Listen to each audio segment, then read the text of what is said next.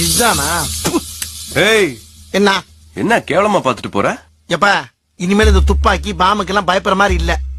நீ ஜட்ஜ சுட போறது கிடையாது. தேவையில்லாம பீதியாயி நாயாயா சாகணும். போரடிச்சு போச்சியா, போயா. அவனை பத்தி உனக்கு தெரியாது. நமக்கெல்லாம் ஏதாவது பிரச்சனை வந்தாத்தே ஆளுல போடுவான். ஆனா அவன் ஆளுல போட்டுட்டு தான் பிரச்சனையே பண்ணுவான். அப்படியாப்பட்ட வச்சுக்கிட்டே நீ அவன் மாமனை போடுவோம்ன்ற. அவன் உள்ள வரதுக்கு என்ன பண்ணான் தெரியுமா?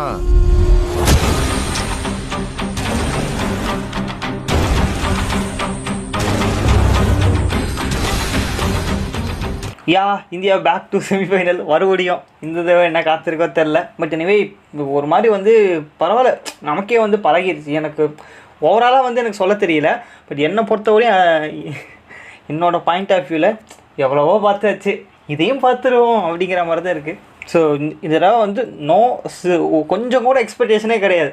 அது பாட்டு நடக்கணும், நம்ம பாட்டு போன மாட்டோம் உட்காந்து அமைதியாக பார்க்கலாம் அப்படிங்கிற மாதிரி தான். இந்தியா வர்சஸ் ஆஸ்திரேலியா மேட்சே ஒரு மாதிரி ரொம்ப கொடூரமாக போய் அதுக்கப்புறம் சம்மந்தமே இல்லாமல் பல ஃபேன்ஸ் ஆப்கானிஸ்தான் வர்சஸ் பங்களாதேஷ் மேட்சை உயிரை கொடுத்து பார்த்துட்டு இருந்திருப்பாங்க.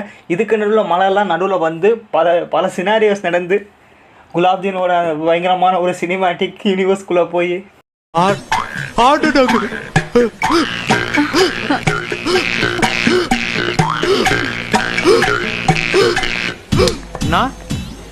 என்னடா அவார்டா கொடுக்குறாங்க, இப்படி ஆக்ட் பண்றியா? கையில கட்டு போட்டுக்கின்னு ஹார்ட் அட்டாக்.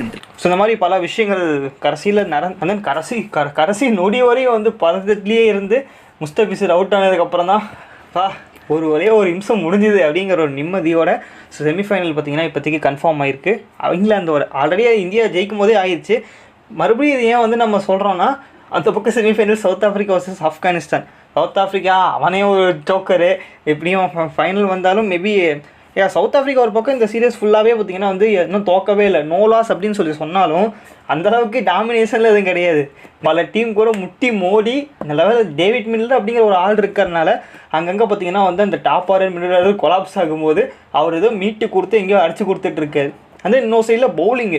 ஸோ பேட்டிங் என்ன தான் சொதப்பினாலும் இப்படியோ பவுலிங்கில் இழுத்து பிடிச்சி உள்ளே வந்துடுறாங்க. ஸோ அந்தளவுக்கு இப்போ கன்சிக்யூட்டிவாக வின்ஸ் பண்ணி 7 வின்னு அப்படின்னு நம்ம சொன்னாலுமே எல்லா மேட்சுமே ஒரு மாதிரி க்ளோஸ் வின்னு தான். ஸோ போய் கொஞ்சம் விட்டுருந்தா உயிர் போயிருக்கும் அப்படிங்கிற மாதிரி நிலைமை தான். ஸோ அதனால் அவங்களும் பார்த்திங்கன்னா அந்தளவுக்கு த்ரெட்டனிங்காக இருக்க மாட்டாங்க. இன்னொரு சைடில் ஆப்கானிஸ்தான். ஸோ அவங்களும் பார்த்திங்கன்னா அந்த மிடில் ஆர்டரில் கொஞ்சம் பிரச்சனை இருக்குது. என்ன காரணம்னா, மிடில் ஆர்டர் கூட பிரச்சனை இல்லை, ஓப்பனர்னு ஒரு அநியாயத்துக்கு பிச்சு ஒரு மாதிரி பங்களாதேஷ் மேட்ச்சை ஈஸியாக ஜெயிக்க வேண்டியது. இதுக்கு அவ்வளோ கஷ்டப்பட்டு ஸ்டாண்ட் பண்ணானுங்க 10 ஓவரு. அதுக்கப்புறம் நின்று ஆடுறங்கிற பேரில் பாவம் ஓவர் போனதே தெரில போல். 16வது ஓவர் வரையும் அவனுங்க போய்ட்டு ஆடிட்டு இருக்காங்க. அப்புறம் கடைசியில் அடிக்க போய் விக்கெட் விட்டு ரஷித் கான் வரான் கடைசியில். என்னையா அதான் பேட்டிங் வருது இல்லை, முன்னாடியே வர வேண்டியது தானே. நல்ல வேலை அவர் ஏதோ அடிச்சு கொடுத்துறதுனால நல்ல வேலை அவர் இல்லை வேறு யாராவது கூட அமிச்சிருந்தா அவன் அதுக்கு மேலே ஏதோ பண்ணிட்டு இருப்பான். ஸோ மேட்ச் முக்கியமான க்ரூஷியல் டைமில் பவுலிங்லேயும் பார்த்தீங்கன்னா ரஷித் கான் ஒரு கம்பேக் கொடுத்தாரு. அந்த நல்ல மலராக எப்படியோ கடைசியாக பார்த்தீங்கன்னா அவங்களும் ஒரு பக்கம் குவாலிஃபை ஆகி ஒரு ஹிஸ்ட்ரியை மேட் பண்ணி மேபி ஃபைனல் போக கூட இங்கேருந்து சான்ஸ் இருக்குது. பிகாஸ் மேபி டாஸ் ஆப்கானிஸ்தான் சைடில் விழுந்து சவுத் ஆஃப்ரிக்காவை சேஸ் பண்ணுங்க அப்படின்னு சொல்லிட்டாங்கன்னா ஒரு சைடில் அவங்களுக்குமே பார்த்திங்கன்னா ஒரு பெட்டர் சான்ஸ் இருக்குது. ஸோ 2 மேட்ச் தனித்தனியாக சொல்ல முடியாது. பிகாஸ் ஒரு மேட்ச்சு காலையில், இன்னொரு மேட்ச் நைட்டு. ஸோ காலையில் மேட்ச்சுக்கெல்லாம் கவர் பண்ண முடியாது. ஸோ டோட்டலாகவே பேசிடலாம். ஸோ இந்தியன் ஃபேவரட்ஸாக போய் நம்ம இந்தியாவை பற்றின அந்த ப்ரீவியூ ஃபஸ்ட்டு பார்த்துடலாம். இப்போதைக்கு என்ன ஒரு பிரச்சனைனா, மழை வர்றதுக்கான வாய்ப்புகள் அதாவது மழை வர்றதுக்கான வாய்ப்புகள்னு சொல்லக்கூடாது, மழை கேம் கால் ஆஃப் பண்ணுறதுக்கான வாய்ப்புகள் 70% இருக்குது அப்படின்னு சொல்லியிருக்காங்க. பட் எல்லாமே ஓப்பன் பிச்சு, எதுவுமே சொல்ல முடியாது வெதர். பட் இப்போதைக்கு மழை வர்றதுக்கான சான்சஸ் அதிகமாக. அது இந்தியா பார்த்திங்கன்னா மார்னிங் செஷன் தான் ஆட போகிறாங்க. ஸோ ஸ்டார்டிங்கில் கொஞ்சம் மேபி தூரல்கள் இருக்கலாம், பட் போக போக மழை பயங்கரமாக வரும் அப்படின்னு சொல்லியிருக்காங்க.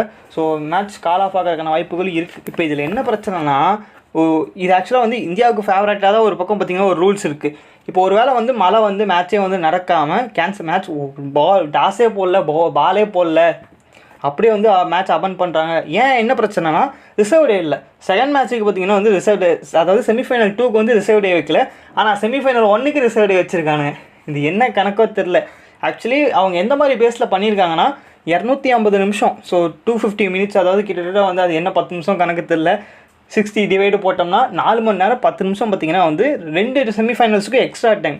அந்த பக்கம் பார்த்தீங்கன்னா south Africa vs Afghanistan match USA time படி நைட்டு நடக்குது. ஸோ அதனால் அவங்களுக்கு ரிசர்வ்டே அதாவது அந்த எக்ஸ்ட்ராவாக இருக்கக்கூடிய 250 நிமிஷம், அதாவது 4 மணி நேரம் 10 நிமிஷத்தை நைட்டாக இருக்கிறதுனால வந்து அவங்க தூங்கி ரெஸ்ட் எடுத்துகிட்டு அடுத்த நாள் பார்த்தீங்கன்னா கண்டினியூ பண்ணிக்கலாம் அப்படிங்கிற மாதிரி. அதாவது கணக்குப்படி மொத்தமாக 250 நிமிஷம் தான். அதாவது மேபி மழை வந்து கேம் ஸ்டாப் ஆச்சுன்னா அந்த டைமில் ஸ்டாப் ஆகிற டைம்லேருந்து, அதாவது பொதுவாக மேட்ச் முடிய வேண்டிய டைம்லேருந்து ஒரு 250 நிமிஷம். இது வேணாம் 4 நிமிஷம் 4 மணி நேரம் 10 நிமிஷம் 10 நிமிஷத்தை நீங்கள் ஆப்ஷனை வச்சுக்கோங்க. 2 in the mind 4 in the finger அப்படிங்கிற மாதிரி 4 மணி நேரம்னு நான் சொல்லிடுறேன். 4 hours பார்த்தீங்கன்னா வந்து மேபி செமிஃபைனல்ஸில் வந்து மேட்ச்சை வந்து மழையால் இதாச்சுன்னா எக்ஸ்டெண்ட் பண்ணி கொடுப்பாங்க. இந்த பக்கம் சவுத் ஆஃப்ரிக்கா vs ஆப்கானிஸ்தான் மேட்ச்சில் மழை வந்துச்சுன்னா நைட் டைம் அப்படிங்கிறனால பார்த்தீங்கன்னா வந்து அடுத்த நாள் வந்து கண்டினியூ ஆகுமா. ஸோ அடுத்த நாள் என்ன டைம் அப்படின்னா ஏதோ டைம் சொன்னாங்க, ஒரு நிமிஷம் இங்கே தான் போட்டுருந்தது, இங்கே மதியானம் அந்த டைம் படி பார்த்தீங்கன்னா 12 மணிலேருந்து 4 மணிக்குள்ளே பார்த்தீங்கன்னா வந்து அடுத்த நாள் வந்து கண்டினியூ ஆகும் அப்படின்னு சொல்லியிருக்காங்க. பட் இந்த பக்கம் இந்தியா vs இங்கிலாந்து செமிஃபைனல் பார்த்தீங்கன்னா அங்கே என்ன பிரச்சனைனா அது வந்து டே கேம். அது ஏன் டே கேம்னா பிகாஸ் அப்போ தான் வந்து இந்த பக்கம் இந்தியன் வியூவர்ஸ் வந்து பார்க்க முடியும் அப்படிங்கிறக்காக முன்னாடியே ஷெட்யூல் பண்ணிட்டாங்க. ஸோ அது ஆக்சுவலாக நாம் இங்கே வந்து நைட் டைம் பார்ப்போம் 8 மணி to 11, 12. அவங்க வந்து யூஎஸ்ஏ வந்து அப்படியே ரிப்பீட் ஆகும்ல. ஸோ அவங்க வந்து டே கேம் ஆடுவாங்க. ஸோ டே கேமாக இருக்கிறதுனால பார்த்தீங்கன்னா அங்கேருந்து வந்து அவங்க ஆடிட்டு ஸோ அந்த 250 மினிட்ஸ் அப்படிங்கிற, அதாவது அந்த 4 மணி நேரம் வச்சுக்கலாம், வேணாம் 4 மணி நேரம் அப்படிங்கிறது அவங்க டே கேம் தானே ஆடுறாங்க. ஸோ அங்கேருந்து அதை ஒரே நாள்லேயே முடிச்சிடுவாங்க. அதாவது நைட்டு அந்த கணக்கு படி 12 மணி நேரம் யூஎஸ்ஏ டைம் படி. அப்படி ஏதோ போச்சுன்னா நினச்சி பாருங்கள் நம்ம நிலவைய. காலையில் 4 மணிக்கு முடிச்சிட்டு இருக்கணும் மேட்ச்சு, மழை வந்துதா இல்லையா, என்ன முடிஞ்சுதா இல்லையா அப்படிங்கிற மாதிரி. பட் எனக்கு தெரிஞ்சு அப்படி தான் ஆக போகுதுன்னு நினைக்கிறேன். ஏன்னா இவங்க சொல்கிறத பார்த்தா மழை ஃபுல்லாக வந்து அடிக்கிற மாதிரி தான் தெரியுது. பட் மேபி ஒன்றுமே முடியல, ஃபுல்லாக மழையாக பெஞ்சிருச்சு. பட் இப்போதைக்கு அவங்க ரிப்போர்ட்ஸ் படி என்ன சொல்கிறாங்கன்னா அதுவும் நைட் டைம் மேபி வந்து எக்ஸ்டெண்ட் ஆகி மேபி மார்னிங்கே வந்து அந்த தூரல் ஏதோ நவுந்து போய் அப்போ ஏதாவது வந்து மேபி முன்னாடியே மேட்ச்க்கு இது நடந்துருச்சுன்னா பரவாயில்ல. ஒரு வேளை நடக்காமல் அங்கேருந்து கால் ஆஃப் பண்ணிவிட்டு அப்படியே இந்த பக்கம் பார்த்திங்கன்னா எக்ஸ்டெண்ட் பண்ணி கொண்டு போனாங்கன்னா நைட் டைம் போக அதாவது ஆஃப்டர்நூனுக்கு அப்புறம் வந்து மழை பயங்கரமாக இருக்கிறதுக்கான சான்ஸ் இருக்குது அப்படின்னு இன்னொரு பக்கம் சொல்லிகிட்டு இருக்கானுங்க வெதர் ரிப்போர்ட்டில். ஸோ இப்போதைக்கு வந்த தகவல் இதுதான் இன்னிய தேதி வரையும். ஸோ கன்ஃபார்மாக மழை வரதுக்கான சான்ஸ் இருக்குது. அப்படி ஒரு வேளை மழை வந்துச்சுன்னா என்ன பண்ணுவாங்க அப்படின்னா கிறுக்குத்தனமான ஒரு ரூல்ஸ் இருக்குது. பட் இந்தியன் டீமுக்கு ஃபேவராக தான் இருக்குது. பட் இருந்தாலும் எனக்கு வந்து ரொம்ப கிறுக்குத்தனமாக தெரியுது அது பார்த்தா. அதாவது குரூப் ஸ்டேஜ் பார்ப்பாங்களாம். குரூப் ஸ்டேஜ் படி இந்தியா பார்த்திங்கன்னா வந்து குரூப் 1ல் டாப் பொசிஷனில் இருக்காங்க. ஸோ அதனால் வந்து இந்த பக்கம் இங்கிலாந்து வந்து குரூப் 2ல் பார்த்திங்கன்னா செகண்ட் பொசிஷனில் தான் இருக்காங்க. செகண்ட் பொசிஷனில் இருக்காங்கன்னா இங்கிலாந்து பார்த்திங்கன்னா குவாலிஃபை ஆக மாட்டாங்களாம். ஃபைனலுக்கு வந்து குரூப் 1ல் ஃபஸ்ட் பொசிஷன், அதாவது யார் குரூப் ஸ்டேஜில் வந்து சூப்பர் 8 குரூப்பில் வந்து ஹையஸ்ட் பொசிஷனில் இருக்காங்களோ அவங்க வந்து டேரெக்டாக வந்து ஃபைனல் போயிடுவாங்க அப்படின்னு ஒரு ரூல். ஏன்டா அடே என்னடா ரூல் இது? இவங்க மேட்சை ஷெட்யூல் போட்டதே குரூப் 1ல் இருக்கிற ஃபஸ்ட்டு டீமும் குரூப் 2ல் இருக்கிற செகண்ட் டீமும் தான். சம்மந்தமே இல்லை. ஏதோ ரன் ரேட்டு அதுவே தப்பு. ஷெட்யூலையே நீங்கள் ஃபஸ்ட்டு டீமும் செகண்ட் டீமும் தான் வந்து மோத்துற மாதிரி வச்சுருந்தானுங்க. அதாவது குரூப் 1ல் சூப்பர் 8ல் ஃபஸ்ட்டில் இருக்கிற டீமும் குரூப் 2ல் செகண்ட் பிளேஸில் இருக்கிற டீமும் தான் செமிஃபைனல் பண்ணுன்னு. அதுதான் குவாலிஃபிகேஷனே நீங்கள் அப்படி தான் உள்ளே கொண்டு வந்து வச்சுருக்கீங்க. இதுக்கு எதுக்குற செமிஃபைனல் நடத்தணும் அப்படிங்கிற மாதிரி இருக்குது. மேபி ஒரு வேளை அங்கங்கே மழை வந்து அங்கங்கே கட் ஆச்சுன்னா மினிமம் பார்த்தீங்கன்னா 10 ஓவராச்சும் வந்து செகண்ட் பேட்டிங் பண்ணுற டீம் விளையாடணும் அப்படிங்கிற மாதிரி ரூல்ஸ். அது என்ன செகண்ட் பேட்டிங் அப்படின்னு சொல்லிக்கிட்டிங்கன்னா இப்போ ஒரு வேளை ஃபஸ்ட் பேட்டிங் பண்ணுற டீம் 20 ஓவர் ஆடிட்டாங்க, அதுக்கப்புறம் மழை பெஞ்சு அங்கங்கே விட்டு நடக்குதுன்னா அட்லீஸ்ட் டிஎல்எஸ் மெத்தட் படி செகண்ட் பேட்டிங் பண்ணுற டீம் 10 ஓவராச்சும் ஆடணும் அப்படிங்கிறத ரூல். அந்த டைம் அது வரையும் எக்ஸ்டெண்ட் ஆகணும். அவங்க 10 ஓவர் ஆடுற வரையும் அந்த டைம் இருக்கணும். இல்லை அதுவும் 10 ஓவர் ஆட முடியல அப்படின்னா கால் ஆஃப் பண்ணிட்டு. ஸோ குரூப் ஸ்டேஜ் பண்ணி நான் சொன்னபடி இந்தியா பார்த்திங்கன்னா ஹையர் பொசிஷனில் இருக்காங்க, தோக்கவே இல்லை. ஸோ டேரெக்டாக பார்த்திங்கன்னா அவங்க ஃபைனலுக்கு போயிடுவாங்க. கேட்க கொஞ்சம் கிறுக்குத்தனமாக தான் இருக்குது, அப்படி தான் வச்சுருக்கானுங்க, என்ன பண்ணுறது. பட் நம்ம நேரம் என்ன ஆகும்னு தெரியாது. திடீர்னு ஒரு காற்றடிக்கலாம், திடீர்னு மேக நகர்ந்து அந்த பக்கம் யூ-டர்ன் போட்டு போகலாம், என்ன வேணால் நடக்கலாம். ஸோ அதனால் வந்து இந்த எக்ஸ்பர்ட்ஸ்லாம் வந்து என்ன சொல்லிகிட்டு இருக்காங்கன்னா செகண்ட் பேட்டிங் இருக்கிறது கொஞ்சம் பரவாயில்ல, டாஸ் விழுந்துச்சு தான் தயவு செஞ்சு பவுலிங் எடுத்துருங்க அப்படிங்கிற மாதிரி அந்த பேச்சுக்கள் போயிட்டுருக்கு. அப்படியே இருப்பாங்க அப்படிங்கிற மாதிரி எக்ஸ்பெக்டேஷன் இருக்குது. பிகாஸ் அவங்க டிஎல்எஸ் மெத்தட் திடீர்னு என்னென்னமோ சொல்லுவானுங்க. ஸோ பேட்டிங் பண்ணுற டீம் செகண்ட் பேட்டிங் பண்ணுற டீம் கொஞ்சம் அந்த அட்வான்டேஜ் லைட்டாக இருக்கும். பிகாஸ் விக்கெட்ஸ் கையில் இருக்குது. அதை தாண்டி பார்த்திங்கன்னா வந்து இந்தியன் சைடில் வந்து கொஞ்சம் அந்த பேட்டிங் ஆடுறது இருக்குது. அதனால் வந்து மேபி வெதர் ஒரு வேளை அவங்க பார்த்தாங்கன்னா கன்ஃபார்ம் டாஸ் வந்து ஒரு மெயின் ரீசனாக கூட இருக்கலாம். டாஸ் மட்டுமே கிடையாது, எங்கேருந்து வேணால் ஜெயிக்கலாம். பட் இருந்தாலும் ஒரு க்ரூஷியல் திங்காக இருக்கும் டாஸ். ஸோ அந்த இதை தாண்டி பிச்சோட கண்டிஷன் கெயினாக பொறுத்த வரையும் பெருசாக வந்து நம்ம சொல்கிற அளவு இல்லை. பிகாஸ் எல்லாமே ஆன் அண்ட் ஆஃப் மேட்சாக தான் இருந்திருக்கு. ஒரு டாப் சைடு வந்து பார்த்திங்கன்னா ஒரு பாட்டம் சைடு அப்படின்னு சொல்லி பார்த்திங்கன்னா வந்து நிறைய பெரிய பெரிய டீம் சின்ன டீமாக தான் வந்து மேட்சஸ் வந்துருக்கு. ஸோ பெருசாக வந்து ப்ரெடிக்ட் பண்ணுற அளவுக்கு பிச் எதுவும் கிடையாது. அண்ட் தென் வந்து அவங்க எனக்கு தெரிஞ்ச அந்தளவுக்கு பார்த்திங்கன்னா எங்கேயுமே ஸ்பின்னர்ஸுக்கு ஹெல்ப் ஆகிற மாதிரிலாம் பிச்சு இல்லை. ஸோ கொயானா அப்படிங்கிறது பார்த்திங்கன்னா சூப்பர் ரைட்டை தாண்டி முன்னாடி ஃபஸ்ட் ரவுண்ட் இருந்துச்சுல்ல, ஸோ அந்த பேஸில் அந்த பிச் ஸோயா ஒரு ஃபாஸ்ட் விக்கெட் பிச்சாக தான் இருக்க போகுது. அதுக்குன்னு நியூயார்க் மாதிரி மற்ற இது மாதிரிலாம் கிடையாது. ஸோ டீசன்ட் ஸ்கோர் தான், 150 160 அப்படிங்கிற மாதிரி ரேஞ்சுக்குள்ளே தான் இருக்க போகுது. அதே மாதிரி டாப் ஸ்கோர் பண்ணவும் முடியாது. 200 அப்படிங்கிறலாம் டோர்னமெண்ட்டில் 200 கம்மி தான். ஸோ 180 170 அப்படிங்கிறது பார்த்திங்கன்னா வந்து ஒரு ஓகே வின்னிங் டோட்டல் அப்படின்னு சொல்லி ஃபிக்ஸ் பண்ணிக்கலாம். அதே வந்து 150 160 அப்படிங்கிறது மற்ற நார்மல் பிச் எடுத்துக்கிட்டோம்னா ஒரு 150 அடிக்கிற மாதிரி. அதாவது குயானாவில் வந்து நம்ம 150 ரன் அடிக்கிறது, மற்ற பிச்சஸை கம்பேர் பண்ணும்போது அங்கே ஒரு 150 அடிக்கிற மாதிரி. ஸோ 150 அடித்தாவே ஓரளவுக்கு பார்த்திங்கன்னா டிஃபெண்ட் பண்ணலாம் அப்படிங்கிற மாதிரி ஒரு டஃப் ஃபைட் கொடுக்குற டோட்டல். பட் அந்த ஸ்டேஜில் மழை வேறு பெஞ்சிருக்குங்கிறாங்க, அது பிச் எந்த மாதிரி அஃபெக்ட் பண்ணும், இல்லை இவங்க எந்த மாதிரி ப்ரிப்பேர் பண்ணியிருக்காங்கிற எதுவுமே கிடையாது. அப்படி ஏதோ டீட்டெயில் இருந்தால் கூட கரெக்டாக நம்ம சொல்ல முடியாது. பிகாஸ் கிளைமேட் எப்படி அஃபெக்ட் பண்ணணும்னே தெரியாது. திடீர்னு மழை பெஞ்சு விக்கெட் ஒரு மாதிரி இதாக இருக்கலாம், திடீர்னு வெயில் வந்துச்சுனால தான் பட்டுன்னு இதாகிடும். அப்புறம் ஃபாஸ்ட் பவுலர்ஸ் போட்டால் எகுன்னு எகுரும். ஸோ பிச்சை பற்றின நாலேஜ் எதுவுமே இல்லை. 2 டீம்ஸோட பிளேயிங் லெவலில் பார்த்தோம்னா இந்தியா அன்சேஞ்சபிளாக இருப்பாங்க அப்படிங்கிறத ரோஹித் சர்மா ஆஸ்திரேலியாவோட மேட்சோட ப்ரெசன்டேஷன்லேயும் சொல்லிட்டாரு. ஸோ அன்சேஞ்சபிள் அப்படிங்கிற மாதிரி. அண்ட் தென் குல்தீப் யாதவ் உள்ளே கொண்டு வந்தது கரெக்டாக வந்து அந்த வேலையை பார்த்து கொடுத்துட்டு போயிட்டார். பிகாஸ் அந்த முக்கியமாக கேட்ச் ஒரு பக்கம் அக்ஷர் பட்டேல் பிடிச்சாரு அப்படிங்கிறது மெயின் ரீசன். ஆக்சுவலாக 6 போக வேண்டியது. பட் இருந்தாலும் ஆஸ் அ பவுலராக பார்த்தீங்கன்னா அங்கேருந்து அந்த டைட் ஓவர்ஸ் கொஞ்சம் போட்டு கொடுத்தாரு மிடில் ஓவர்ஸில். மற்ற பவுலர்ஸ் ஒரு பக்கம் Travis head Mitchell mass attack பண்ணிகிட்டு இருக்கும்போது கொஞ்சம் குல்தீப்புக்கு அந்த விக்கெட்டில் கொஞ்சம் ரெஸ்பெக்ட் கொடுத்தாங்க. ஸோ அங்கே கொஞ்சம் ரன் ரைட் இதாச்சு, அங்கேருந்து அடிக்க ட்ரை பண்ணாங்க, ஒரு கேட்ச் போச்சு, அக்ஷர் பட்டேல் பயங்கரமாக பிடிச்சிருப்பார். ஸோ குல்தீப் குல்தீப்பை கரெக்டான டைமில் உள்ளே கொண்டு வந்தாங்க. ஸோ இங்கேருந்து கன்ஃபார்ம் அன்சேஞ்சபிளாக தான் இருக்கும். ஸோ சேஞ்சஸ் எதுவும் பண்ண மாட்டாங்க. தென் ரோஹித் சர்மா விராட் கோலி ஓப்பனிங்கில் தான் போவாங்க. அது ஆக்சுவலாக வந்து அடித்தா என்ன அடிக்கலன்னா என்ன அப்படிங்கிற மாதிரி ஓகே ஒரு ஃப்ரீ அவுட் ஆகிடுச்சு. பிகாஸ் பின்னாடி வந்து ஆடிட்டு இருக்காங்க, எல்லாம் மிடில் ஆர்ஸில் எல்லாமே பெர்ஃபார்ம் பண்ணுறாங்க. அப்படிங்கும்போது ஒரு மாதிரி டாப் ஆர்டர்ஸில் விராட் கோலிக்கு வந்து ஒரு பக்கம் வந்து அடிக்கலை, ஒரு மாதிரி அவுட் ஆஃப் ஃபார்மில் இருக்காரு அப்படிங்கிறலாம் தாண்டி உங்களால் என்ன பண்ண முடியுமோ ஜாலியாக பண்ணுங்க அப்படிங்கிற மாதிரி அந்த ஃப்ரீ மைண்ட் செட் வந்துட்டு. ஸோ இந்த வேர்ல்ட் கப் ஃபுல்லாகவே இந்த விராட் கோலியோட டாமினன்ஸ் அப்படிங்கிறது இல்லாமல் கூட இந்தியன் டீமால் வந்து இவ்வளோ தூரம் வர முடியும் அப்படிங்கிறத மற்ற பிளேயர்ஸ் வந்து காமிச்சிட்டாங்க. ஸோ இங்கேருந்து பார்த்தீங்கன்னா அவரை பொறுத்தவரையும் அவரால் என்னென்ன பண்ண முடியுமோ ஜாலியாக பண்ணுங்க அப்படிங்கிற மாதிரி இந்த ஃப்ரீடம் கன்ஃபார்மாக இருக்கும். ஸோ அவங்க தான் ஓப்பனிங் பண்ண போகிறாங்க. இங்கேருந்து சேஞ்சஸ்க்கான வாய்ப்புகள் சத்தியமாக கிடையாது. நிறைய பேர் கத்திட்டு இருப்பாங்க, ஆனால் சான்ஸ் இல்லை. அந்த நீ பவுலிங் ஆப்ஷன்ஸ் எக்கச்சக்கமாக இருக்குது. ஹர்திக் பாண்டியா இருக்கார், ஜடேஜா, அக்ஷர் பட்டேல், குல்தீப், ஹர்ஷ்தீப், பும்ரா. ஸோ பிளான் சிம்பிளாக இருக்க போகுது, அதே பிளான் தான். ஸோ ஓப்பனிங் வந்து ஹர்ஷ்தீப் வந்து பும்ரா யூஸ் பண்ணுவார். தென் பவர் பிளேயில் அக்ஷர் பட்டேலுக்கு வந்து ஓவர்ஸ் கொடுப்பாரு. அங்கேருந்து மேபி அவர் ஓகே அப்படின்னா தென் அங்கேருந்து பும்ராவை கட் பண்ணி இந்த பக்கம் ஹர்திக் பாண்டியாவுக்கு பார்த்தீங்கன்னா வந்து ஓவர்ஸை வந்து தள்ளுவாங்க பவர் பிளேயில்.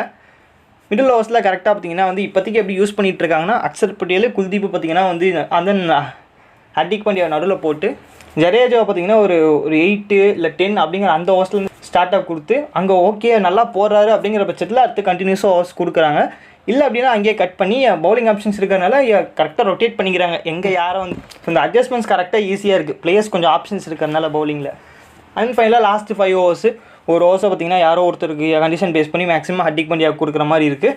அடுத்த லாஸ்ட் 4 ஓவர்ஸில் பார்த்தீங்கன்னா 2 overs Harshdeep, and then 2 overs பார்த்தீங்கன்னா பும்ரா அப்படிங்கிற மாதிரி. அண்ட் தென் பும்ராவை கரெக்டாக பார்த்தீங்கன்னா 17th and 19th ஓவரில் தான் யூஸ் பண்ணுறாரு. ஆக்சுவலாக ரோஹித் சர்மா அந்த மாதிரி தான் நம்ம இந்த டோர்னமெண்ட் ஃபுல்லாகவே பார்த்துருக்கோம். ஸோ ஹர்ஷ்தீப்பை கரெக்டாக 20 ஓவருக்கு பார்த்தீங்கன்னா ஹர்ஷ்தீப்பை 18th and 20th ஓவர்ஸ் பார்த்தீங்கன்னா வந்து கம்ப்ளீட் பண்ணுற மாதிரி தராரு. போன மேட்ச்சில் கொஞ்சம் வந்து அங்கங்கே கொஞ்சம் அந்த விக்கெட்ஸுக்காக தேட போய் கரெக்டாக அட்ஜஸ்ட்மெண்ட் பண்ணி லாஸ்ட் ஓவர் வந்து இந்த லாஸ்ட் ஓவர் ஹர்திக் பாண்டியா போடுற மாதிரி சுச்சுவேஷன் ஆச்சு. அண்ட் தென் பேட்டிங்கை பொறுத்தவரையும் கிட்டத்தட்ட அக்ஷர் பட்டேல் 8 பேட்டிங் ஆப்ஷன்ஸ் இருக்குது. இதை வேறு என்ன வேணும், எங்கே கொலாப்ஸ் ஆனாலும் எப்படியும் அட்ஜஸ்ட் பண்ணி ஆடிக்கலாம். வந்து இந்த பக்கம் அப்படியே வந்து நம்ம இங்கிலாந்து சைடில் பார்த்தோம்னா பேரெல்லாம் பெருசாக தான் இருக்குது, பார்க்கவும் பயங்கரமாக தான் இருக்காங்க. பட் அந்தளவுக்கு பர்ஃபார்மன்ஸ் இன்னும் அந்தளவுக்கு யாருக்குமே வரல. அண்ட் தென் மற்ற இயர்ஸை பொறுத்த வரையும் இந்த தடவை கொஞ்சம் ஆல்ரவுண்டர்ஸ் கம்மி இவங்களை பொறுத்த வரையும். ஏன்னா பொதுவாக இங்கிலாண்டில் வந்து ஒரு 8 9 அப்படிங்கிற அளவுக்கு பார்த்திங்கன்னா அந்த பேட்டிங் ஆர்டர் இருக்கும். பட் இந்த தடவை பார்த்திங்கன்னா வந்து அந்த பேட்டிங் ஆர்டர் கொஞ்சம் வந்து ரொம்பவே கம்மியாக தான் இருக்குதுன்னு சொல்லணும். சாம் கர்னோட பேட்டிங் முடிஞ்சிடும். அங்கேருந்து வந்து ஜோப்ரா ஆர்ச்சர், அப்புறம் மார்க்குட்டு, ஆடில் ரஷீடு இவங்கெல்லாம் வந்து ஏதோ அடித்து ஏதோ பட்டு போனால் தான் உண்டு. ஸோ அங்கே கொஞ்சம் லைட்டாக அந்த பேட்டிங் கொஞ்சம் வந்து வீக்காக இருக்கும் அப்படிங்கிற மாதிரி. ஏன்னா டாப்பில் மேபி ஜாஸ் பட்லர் ஒரு விக்கெட் எடுத்துட்டோம்னா அங்கேருந்து அப்படியே பார்த்திங்கன்னா வந்து ஹாரி ப்ரூக்கும் அந்தளவுக்கு ஃபார்மில் இல்லை, மோயின் அலி, லிவிங்ஸ்டன் அப்படின்னு சொல்லி பார்த்திங்கன்னா வந்து எல்லாம் ஒரு மாதிரி வந்து யாருமே அந்தளவுக்கு வந்து செட்டாக இல்லை. ஸோ மேபி அவங்களும் பிளேயிங் லெவலில் மேக்ஸிமம் சேஞ்சஸ் பண்ண மாட்டாங்க. கிறிஸ் ஜார்டன் போன மேட்ச்சில் மார்க்குட்டை ரீப்ளேஸ் பண்ணி வந்தார். எனக்கு தெரிஞ்சு மார்க்குட்டு, கிறிஸ் ஜார்டன் அது யூஎஸ்ஏ மேட்ச்சு கரெக்டாக ஒர்க் அவுட் ஆச்சு. எனக்கு அங்கேயே வந்து ஜோப்ராஜ் ஹேட்ரிக்லாம் எடுத்தார், ஓகே. மார்க்குட்டை ரீப்ளேஸ் பண்ணி போனதுக்கு அதுக்கு மார்க்குட் போன மேட்ச்சில் பார்த்தீங்கன்னா கொஞ்சம் எக்ஸ்பென்சிவாக இருந்தார். 2 ஓவர் தான் கொடுத்தானுங்க, அது வேறு விஷயம். பட் இருந்தாலும் எக்ஸ்பென்சிவாக போயிட்டான்னு சொல்லி மாற்றிட்டானுங்க போல். ஸோ இப்போதைக்கு அவங்கள பொறுத்தவரையும் கன்ஃபார்ம் கிறிஸ் ஜார்டன் தான் வந்து பிளேயிங் லெவலில் இருப்பார். பட்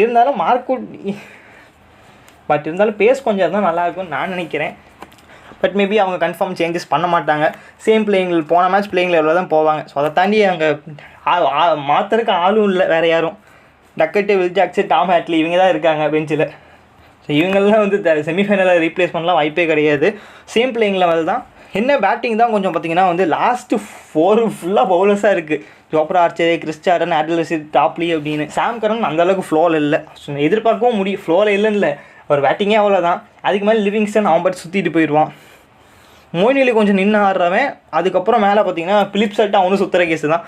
ஓப்பனிங்கை மட்டும் டக்குன்னு எடுத்துட்டோம்னா அவனுங்களே கான்ஃபிடன்ஸில் பார்த்தீங்கன்னா போயிடுவாங்க. இது ஏன் இந்த அளவுக்கு வந்து நான் சொல்கிறேன்னா, அப்படி தான் நடந்திருக்கு இங்கிலாந்தோட. ஆக்சுவலாக இவ்வளோ தான் உள்ள சூப்பர் ஹிட்டுக்கு வருவானே தெரில, அந்தளவுக்கு இருந்தது. இனிஷியலாக ப்ரெஷரை மட்டும் போட்டோம்னா அங்கேருந்து பார்த்தீங்கன்னா வந்து மாதிரி வந்து கண்ட்ரோல் கொடுத்துடலாம். அடித்தா மேபி பார்த்தீங்கன்னா க்ரூஷியல் விக்கெட்ஸாக வந்து எனக்கு பிலிப் சால்ட்டு அடிப்பானா அப்படின்னு சொல்லி அந்தளவுக்கு சொல்ல முடியல. இப்போ ஜாஸ் பிளட்டர் கொஞ்சம் க்ரூஷியலும், மொயின் அலி, அதுக்கப்புறம் பார்த்தீங்கன்னா ஜானி பிராஸ்டோ கூட சொல்லிக்கலாம். தாண்டி முன்னாடி எல்லாமே பார்த்தீங்கன்னா வந்து பட்டா போடும், பட்டலனா படாது அப்படிங்கிற மாதிரி எதுவுமே சொல்ல முடியாத ஒரு கேஸ் தான். பவுலிங்கை பொறுத்தவரை இந்த இது ஃபுல்லாகவே ஒரு மார்க்கமாக தான் இருந்திருக்கு. ஜோப்ராச்சரையும் போட்டு பொலான்ட்டாங்க. அது கண்டிஷன் பேஸ்ன்னு சொல்லலாம் அப்படின்னு சொல்லலாம். பட் இன்னொரு சைடில் வந்து வேறு ஆப்ஷனாக வந்து யூஸ் பண்ணியிருக்கலாம். ஸோ பவுலிங்கை பொறுத்தவரையும் அந்த அளவுக்கு பார்த்தீங்கன்னா இன்னும் வந்து இது ஆகலை. மேபி அந்த ட்ராக் லைட்டாக வந்து ஸ்பின்னர் ஃப்ரெண்ட்லின்னு சொன்னாங்க. பட் இருந்தாலும் வந்து அந்த அளவுக்கு பார்த்தீங்கன்னா மேக்ஸிமம் விக்கெட்ஸ் வந்து குயானா தான் ப்ரொனன்சியேஷன் ரொம்ப அது வேறு கொஞ்சம் பிரச்சனையாக இருக்குது. குயானாவில் பார்த்தீங்கன்னா வந்து ஃபாஸ்ட் பவுலர்ஸ் தான் மேக்ஸிமம் எடுத்திருக்காங்க விக்கெட்ஸு. பட் இருந்தாலும் ஸ்பின்னர்ஸ் கொஞ்சம் கண்ட்ரோல் கொடுத்துருக்காங்க. என்ன பிரச்சனைனா அந்த ஆப்ஷன்லேயும் வந்து ஆடில் ரஷீத் ஒருத்தர் இருக்கார், மொயின் அலி ஒருத்தர் இருக்கார். கொஞ்சம் நல்லா போடுவார், பட் அந்தளவுக்கு நான் எக்ஸ்பெக்ட் பண்ண முடியாது. ஆடில் ரஷீத் பார்த்தீங்கன்னா ஓகே அப்படிங்கலாம். பட் இன்னொரு சைடில் வந்து ஆப்போசிட்டில் ஆடுற பேட்ஸ்மேன்ஸ் ஈஸியாக ஆடில் ரஷீடை மட்டும் டேக் ஆன் பண்ணிட்டு மிடில் ஓவர்ஸில் ஈஸியாக அடிக்கலாம் ரன்ஸ். பிகாஸ் அந்தளவுக்கு வந்து அங்கேருந்து ப்ரெஷர் ஏற்றுறேன். சாம் கரன் கொஞ்சம் வந்து ஒரு ஆஃப் பேஸில் போடுறாள். ஸோ அது ஒரு மாதிரி வந்து ஒரு சும்மா தரையை பார்த்து அடிச்சுட்டு பவர்லாம் கொடுக்காம கொஞ்சம் பார்த்து ஆடிட்டோம்னா வேலை முடிஞ்சுது. அங்கேருந்து பார்த்தீங்கன்னா டாப்லேயும் சரி, இந்த பக்கம் ஜோப்ராச்சர் பேச போட்டு பொழந்துடலாம். பட் இனிஷியலாக வந்து அவர் லைனுக்கு வந்துட்டார்னா அங்கே கொஞ்சம் கஷ்டம். மற்றபடி கிறிஸ் ஜார்டனு தெரியல கைஸ். கிறிஸ் ஜார்டனை பற்றி நம்ம எல்லாத்துக்குமே தெரியும். பட் இருந்தாலும் வந்து பரவாயில்ல, நாம் ஏதோ சொல்ல போய் அவர் ஏதோ வந்து பெர்ஃபார்ம் இது பண்ணிட்டாருன்னா அப்புறம் உங்களுக்கே தெரியும்னு நினைக்கிறேன். ஸோ இந்த பக்கம் இந்த மேட்ச்சை இந்தியா வர்சஸ் இங்கிலாந்து ப்ரீவியூ பொறுத்தவரையும் அவ்வளோதான். இதை தாண்டி மேக்ஸிமம் பார்த்தீங்கன்னா கேம் பிளானாக வந்து அதான் கேம் பிளானே முன்னாடி சொல்லியாச்சுல. எனக்கு என்ன ஒரு இதுனா, சிவம் தூபே அதுக்கப்புறம் ரிஷப் பந்த் இங்கே 2 பேரும் மட்டும் கொஞ்சம் வந்து ரொம்ப சுற்றுற பாலுக்கு சுற்றிடுங்க. சுற்றணுன்னா கரெக்டாக சுற்றிடுங்க. இந்த அநியாயத்துக்கு வந்து எங்கேயோ போகிற பாலை அந்த மாதிரி இதுவரையும் பண்ணல. அந்தளவுக்கு ரிஷப் பந்த் அங்கங்கே பண்ணியிருக்காரு. அந்த மாதிரி ஒரு ரோல் இன்னும் ப்ளே பண்ணல. 2 பேரும் மட்டும் கொஞ்சம் வந்து அவங்க ஆடணுன்னு அவசியம் இல்லை. கொஞ்சம் அந்த விஷயத்த மட்டும் கொஞ்சம் அந்த சாம் கரன் ஓவர்லேயும் மொயின் அலி, ஆடில் ரஷீத் ஓவர்ஸும் மட்டும் பார்த்திங்கன்னா வந்து அவங்க பேட்டிங் பண்ணுறாங்க அப்படிங்கிற சமயத்தில் பார்த்து ஆடிட்டு அதுக்கப்புறம் அடித்தாங்கன்னா கரெக்டாக இருக்கும். இல்லை அடித்தாலும் ஓகே, அடிக்க வேண்டிய பால் அடிச்சுட்டு கொஞ்சம் மற்ற பாலில் வந்து டாட் பால் ஆட வேணாம். அதுக்குன்னு டாட் பால் ஆட சொல்ல ஸ்ட்ரைக்கர் ரொட்டேட் பண்ணி கொடுத்துட்டாங்கன்னா கொஞ்சம் வந்து நமக்கு எதுவும் ப்ரெஷர் இல்லாமல் இருக்கும். கொஞ்சம் ஹாப்பியாக உட்காந்து மேட்சை பார்க்கலாம். தென் சூரியகுமாருக்கு ஸ்லோவாக போட்டு அது ஒரு பிரச்சனை இருக்குது. ஸோ அவருமே வந்து அதை கொஞ்சம் ரெகனைஸ் பண்ணிவிட்டு ஸ்லோவாக வர பால்ஸை தூக்கி இடிக்காமல் தரையாக அப்படியே தடவிட்டு போகிறான்னா அது ஒரு விஷயம். அங்கே ஒரு மெயின் நான் சொல்லணும்னு நினைக்கிறது. விராட் கோலி பொறுத்தவரையும் இந்த டோர்னமெண்ட் ஃபுல்லாகவே வந்து வெளியே வந்துட்டு நான் விட்டு பாடுறேன் அடிக்கிற அடியில் அப்படின்னு பார்த்தீங்கன்னா அந்த மாதிரி தான் கிளம்பியிருக்காரு டக் அவுட்லேருந்து ஓப்பனிங் பண்ணும்போது. ஸோ அந்த ரோல்லாம் கொஞ்சம் எடுத்துக்காமல் நார்மல் விராட் கோலியா. ஏன்னா அந்த பக்கம் ரோஹித் சர்மா வந்து பயங்கர ஃபார்மில் இருக்காப்புல. ஸோ அவரை பாட்டு ஒரு வேலையை பண்ணி விட்டுட்டு இவர் வந்து கொஞ்சம் கொஞ்சமாக வந்து ஒரு 16 அது ஓவராக இருக்குது. ஒரு 13-14 ஓவர் வரையும் பார்த்திங்கன்னா வந்து ஒரு பக்கம் இந்த பக்கம் ஸ்டான்ஸ் ஒரு பார்ட்னர்ஷிப் மாதிரி இன்னொரு ரெண்டில் பார்த்திங்கன்னா கொடுத்துட்டு இன்னிங்ஸை கொஞ்சம் எடுத்துகிட்டு போனான்னா கொஞ்சம் நல்லாயிருக்கும். அதுக்கு ரொம்ப தொசுக்காப்பில் ஆடக்கூடாது. அவரோட நேச்சுரல் கேம் ஒரு 30 balls 50 அந்த மாதிரி சொல்கிறேன். ஏன்னா மேபி பின்னாடி ஏதோ கொலாப்ஸ் நடந்துச்சுன்னா அவர் அங்கேருந்து சேவ் பண்ணிடுவார். என்ன பட் எனக்கு தெரிஞ்சு அப்போல்லாம் நடக்காதுன்னு நினைக்கிறேன். ஏன்னா ஃபுல் ஸ்டேட்மெண்ட்டே அப்படி தான் மொத்த டீமுங்க அதே மாதிரி தான் இருந்திருக்கும் போல். நீங்கள் பாட்டு போய் சுற்றுங்கப்பா அப்படின்னு. அந்த மாதிரி தான் வந்து பண்ணிகிட்ருக்கேன். ஸோ அந்த மாதிரி தான் இது வரையும் போயிட்டுருக்குது. தென் பேக்கில் பார்த்தீங்கன்னா ஹர்திக் பாண்டியா, ஜடேஜா, அக்ஷர் பட்டேல் ஒரு மாதிரி ஒரு கண்ட்ரோல் கொடுப்பாங்க. அண்ட் தென் ஃபினிஷர்ஸுக்கு பார்த்தீங்கன்னா வந்து 3 பேரும் முடிஞ்ச அளவுக்கு வந்து அங்கேருந்து எவ்வளோ ரன்ஸ் அடிக்க முடியுமோ அடிச்சு கொடுத்துருவாங்க. எனக்கு மேபி ஒரு 1 சைடாக போகணும்னு கூட தோணுது. எந்த சைடுன்னு நான் வந்து தேவையில்லாமல் சொல்லி அது வேறு மாதிரி ஆகி எதுக்கு தேவையில்லாமல் நம்ம பாட்டு எக்ஸ்பெக்டேஷனே எல்லாம் இருக்கிறது தெரியாமல் இருந்துட்டு போயிடுவோமே. சரி, ஓகே. அந்த பக்கம் பார்த்தீங்கன்னா வந்து இந்த பக்கம் காலையில் match south Africa versus Afghanistan பார்த்தீங்கன்னா எனக்கு ஒரு மாதிரி வந்து நிறைய பேர் சொல்லுவாங்க சவுத் ஆஃப்ரிக்கா புதைச்சிட்டு அவனுங்க அவ்வளோதான், ஆப்கானிஸ்தானை மேலே ஏறி முடிச்சுட்டு அந்த பக்கம் வந்து ஃபைனலுக்கு போயிடுவாங்க அப்படின்னு. அப்படிலாம் கிடையாது. நான் முன்னாடியே சொன்ன மாதிரி சவுத் ஆஃப்ரிக்காவோட நிலைமை ஒரு மாதிரி ஊசலாடிட்டு தான் இருந்தது ஒவ்வொரு மேட்ச்லேயுமே. ஸோ அந்தளவுக்கு வந்து எல்லாமே க்ளோஸ் மேட்ச். அதனால் மிடில் ஆர்டர்ஸை வந்து சவுத் ஆஃப்ரிக்கா நம்பவே முடியாது. ஆக்சுவலாக அந்த South Africa versus West Indies மேட்ச்லேயே தோற்றுருந்தாங்கன்னா உங்கள் கதை முடிஞ்சிருக்கும். அசால்ட்டாக ஜெயிக்க வேண்டிய மேட்ச், ஒன்றுமே இல்லாததை கடைசி வரையும் கொண்டு போய் நல்ல வேளை மார்க்கோ ஜான்சன் எதுவும் பண்ணாமல் அமைதியாக ஆடிட்டு போயிட்டான். அவன் ஏதோ பண்ணியிருந்தானா அங்கேயே முடிஞ்சிருக்கும், குவாலிஃபை ஆகி உள்ளே வந்திருக்க மாட்டானுங்க, வெஸ்ட் இண்டீஸ் வந்துருப்பானுங்க. அவங்கள பொறுத்த வரையும் பேட்டிங்கில் என்ன பிரச்சனைனா ஓப்பனர்ஸ் அப்படிங்கிறத தாண்டி ஒரு பக்கம் டீகாக் ஆடிட்டாருன்னா பிரச்சனை இல்லை. ஏன்னா அங்கேருந்து அதுக்கப்புறம் இந்த ஸ்கோரை ஏற்றுறதுக்கு வேணால் இந்த மிடில் ஆர்டர் வந்து செட் ஆகும். ஓப்பனிங்கில் அடித்து கொடுத்து இந்த பொறுமையாக வந்து அதுக்கெல்லாம் சத்தியமாக அவனுக்கு செட் ஆக மாட்டானுங்க அப்படிங்கிறது பல மேட்ச்சில் காமிச்சிட்டாங்க. மார்க்ரம் எப்போ அடிப்பான் என்னைக்கு அடிப்பானே தெரியாது. இந்த பக்கம் ஸ்டப்ஸு அவன் புரியல, அவன் ரோலே என்னன்னு தெரியாமல் இருக்குது. தென் கிளாஸ்னா அவன் சுற்றுற பிளேயர், அவன் பாட்டு வந்து சுற்றிட்டு ஒரு 2-3 6 அடிச்சுட்டு அவன் பாட்டு போயிடுவான். இந்த பக்கம் டேவிட் மில்லர் தான் பாவம், போன மேட்ச்சில் அவரும் அவுட் ஆனதுனால அங்கேயே முடிஞ்சிருச்சு. நான் வந்து அவ்வளோதான் ஜான்சன் அவன் தான் ஒரே ஆள், இங்கேருந்து அவன் அடித்தா மட்டும்தான். கபடா மகாராஜ் கூட வந்து நல்லா ஆடிட்டு இருந்தானுங்க. ஜான்சனை பார்த்தா பிபி ஏற்றி விட்டு போயிட்டான். ஏண்டா பேட்டிங்கே தெரியாத மாதிரி ஆடிட்டு இருந்தான் முதல்ல. அப்புறம் நல்ல வேலை டக்குன்னு 6 போடுற மேட்சை முடிச்சானுங்க. அதையே கடைசி ஓவரையும் கொண்டு போயிட்டானுங்க. அர்த்தம் தாங்க முடியல. ஸோ வந்து சவுத் ஆஃப்ரிக்கா பொறுத்தவரையும் நீங்கள் லோ ஆர்டர் பேட்ஸ்மேன்ஸ் கூட ரன் அடிச்சிருவானுங்க. மிடில் ஆர்டர் வந்து மேலே ஓப்பனர்ஸை காலி பண்ணால் கீழே முடிஞ்சுது, அவ்வளோதான். மிடில் ஆர்டர் தூக்கி அப்படியே வந்து கொண்டு போயிடலாம். இப்போ ஆப்கானிஸ்தான் என்ன ஒரு ப்ளஸ்ஸுனா அவங்க ப்ளஸ்ஸே இந்த மிடில் ஆர்டர் க்ளோஸ் பண்ணி ஓப்பனர்ஸை காலி பண்ணி கொண்டு போகிறது தான்.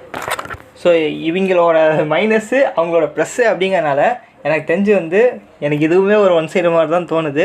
பட் அந்தளவுக்கு வந்து ஒரு ஹார்ட் கால் கொடுக்க வேணாம், ஒரு மாதிரி எனக்கு க்ளோஸ் கேமாக வரும்னு சொல்லி தோணுது. அந்த இன்னொரு சைடில் குல்புதி பயங்கரமாக ஓடிட்டுருக்காரு, கைவசம் பல வித்தைகள் வேறு வச்சுருக்காரு. பட் இந்த மேட்ச் பார்த்திங்கன்னா மேபி மலையாளம் ட்ராப் ஆகிறதுக்கான சான்ஸ் இல்லை அப்படின்னு மாதிரி சொல்லிட்டாங்க. ஸோ பெருசாக ரெயின் அஃபெக்ட் ஆகாது. அஃபெக்ட் ஆனால் கூட அடுத்த நாள் பார்த்திங்கன்னா இந்த 250 எக்ஸ்ட்ரா மினிட்ஸை பார்த்திங்கன்னா அடுத்த நாள் வச்சு கண்டினியூ பண்ணி ஆடிடுவாங்க ரிசர்வ் டேயில். ஆனால் ஓப்பனிங்கில் ஃபருக்கி, நவீனுல்லாக்கு ஒரு மாதிரி வந்து ஸ்ட்ராங்காக இருக்காங்க. எனக்கு தெரிஞ்சு வந்து இங்கிலாந்து கொஞ்சம் வந்து சவுத் ஆஃப்ரிக்கா கொஞ்சம் வந்து பார்த்து ஆடுறது வந்து நல்லது. இன்னொரு சைடில் ஆப்கானிஸ்தான்ஸோட பேட்டிங் அப்படின்னு சொல்லி பார்க்கும்போது ரீசெண்ட் டைம்ஸில் வந்து நல்லா ஓப்பனர்ஸ் நல்லா ஆடுறானுங்க. என்ன பிரச்சனைனா ஓப்பனர்ஸே ஆடிட்டு இருக்கானுங்க. மிடில் ஆர்டர் ஃபினிஷர்ஸுக்கெலாம் பேட்டிங்கே கொடுக்க மாட்டேங்கிறான். அவனுங்களே 20 ஓவர் ஆடணுங்கிறானுங்க. 20 ஓவர் ஆடுறதுன்னு பிரச்சனை இல்லை, ஒரு அட்லீஸ்ட் ஒரு 150 கொண்டு வந்தால் கூட பரவாயில்ல. அநியாயத்துக்கு தொசிக்கிட்டு போகிறானுங்க.